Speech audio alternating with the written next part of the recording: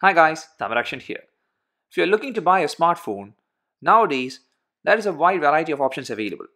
And if you check the price range, it starts from low as 5,000 and goes way up to 1 lakh. And if you check the price range of 10,000 to 20,000, there are certain really good phones, and one of them is the Asus Zenfone Pro M1.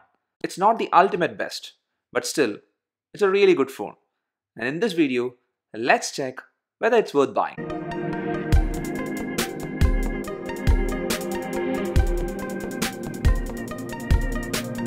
I've been using this phone for quite some time, and there are obviously some shortcomings, but I really like this phone. So in this video, let's check the design, the hardware and its performance, the camera, the battery, price, and all the other stuff. The design of the phone is normal. It has a metal body with plastic in the top and bottom for antenna and stuff. You get a vertical dual camera setup which is not protruding out, which is a good thing. You also get the flash and also the fingerprint scanner. There is also an Asus branding. I've used the phone without a case and there are some minor visible scratches. In the front, you get a 5.99-inch Full HD Plus display whose resolution is 2160 by 1080. The display is a good display when you are indoors, but when you are outdoors, it's average because the display doesn't get bright enough. The bezels are small and the glass is a 2.5D glass, but it's not Gorilla Glass, so it's safe to use it with a tempered glass protector. In the front, you also get a front cam, your earpiece, a very tiny notification LED light, and also a flash which is not easily noticeable. In the right side, you have the power button and the volume rockers. Both the power button and the volume rockers, they are tactile, and when you press it, it gives you good feedback. On the left, you have your SIM card and SD card tray. It's a dual SIM phone where both the SIMs support VoLTE. So if you want to use 2 Geo SIMs, you can. And you have a dedicated SD card slot which supports SD cards up to 2 TB. The call quality is really good and the reception is also really good. On the top of the phone, there is a microphone, and on the bottom, you get your headphone jack, your primary microphone, a micro USB charging port, which is a let down, and also a single firing speaker. The speaker, even though it's single firing, it gets sufficiently loud and has clarity. So for the design, even though it's not eye-catching, it's good for a phone in this price bracket. Some of the things that Asus could have addressed here is that they could have given us a Gorilla Glass protection, and the screen, it could have been a bit more bright so that the outdoor visibility would be better. And also, they could have used a USB-C charging port. When you check the hardware of the Asus Zenfone Max Pro M1, this is where things get really interesting. The processor that powers the phone is the Qualcomm Snapdragon 636, which is an octa-core processor. And I have to say, it's a really good processor. Now, you're not gonna get the processing power of a high-end silicon, but this one is really good considering the price. Day-to-day usage is smooth, and when navigating through the menus, it's a lag-free experience. There are actually two variants available for this phone, which is the 3GB RAM and the 32GB storage option, or the 4GB RAM and 64GB storage option. Later on, Asus will launch a 6GB RAM variant. I have the 3GB RAM variant, and the performance, as I said earlier, is good. Apps and games load at sufficiently good speed, and the phone actually has average to good RAM management. I haven't felt much lag during my usage. It can also play high-end games. The phone also has Bluetooth 5.0 and 802.1.1 B/G/N Wi-Fi. You also get all sensors like the accelerometer, e-compass, proximity sensor, ambient light sensor, gyro, etc. Talking about the sensor, you also have the fingerprint sensor at the back of the phone. When I first got the phone, the fingerprint scanner was really slow, but now it's much better after a couple of OT updates. The sensor's accuracy is also good.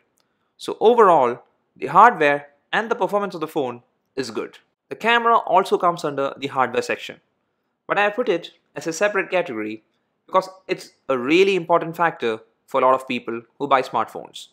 For many people, their smartphone cameras are their main go-to camera for taking pictures and videos. There are two cameras in the rear. a 13 megapixel camera, and a 5 megapixel depth sensing camera. The camera can also record video at 4K.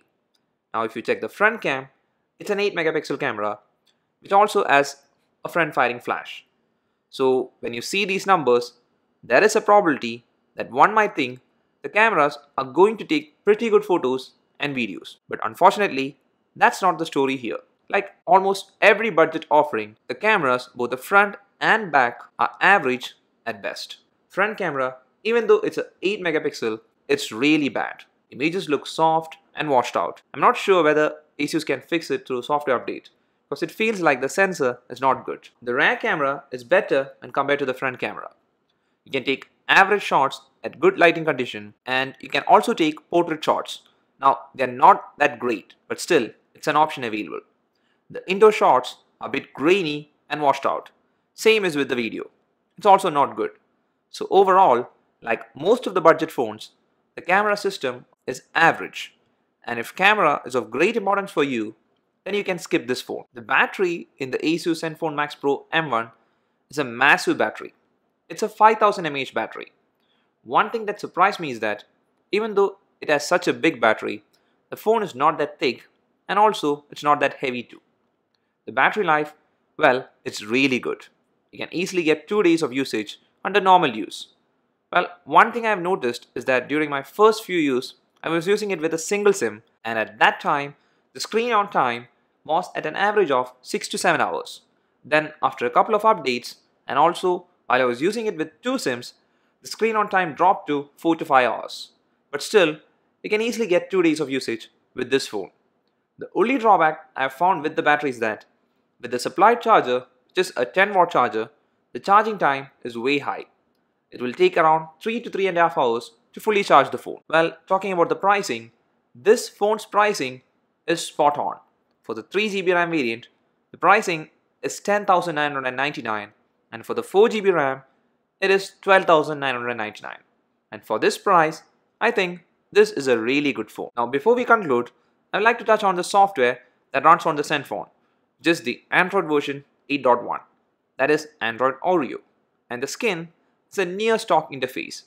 But there are some bloatware which you can't uninstall. Still, it's not a big deal, because if you like Android in its purest form, this one comes close to that. One more thing to note is that there is a face unlock option available which is really bad. This wasn't available out of the box, and that feature was introduced with an OTA update. It doesn't work well, and it's better to not use it.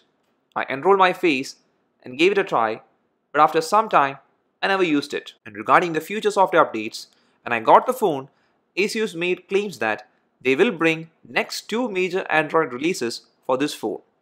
But I'm not sure about that. Well, when I was checking Flipkart, now I couldn't find that statement. But still, let's hope Asus will release future updates. And for the color option, the phone has 2 color options, which are the black and the grey. And this one is the black one. So my final verdict is that if you want a budget smartphone which has great battery life, good performance, and a good display, then the Asus Zenmax Pro M1 is a really good option. But if camera is your priority, then you can skip this one. And also, do get the 4GB RAM and the 64GB variant, because it will help you in the long run. That's up for this video, guys. Hope you liked it.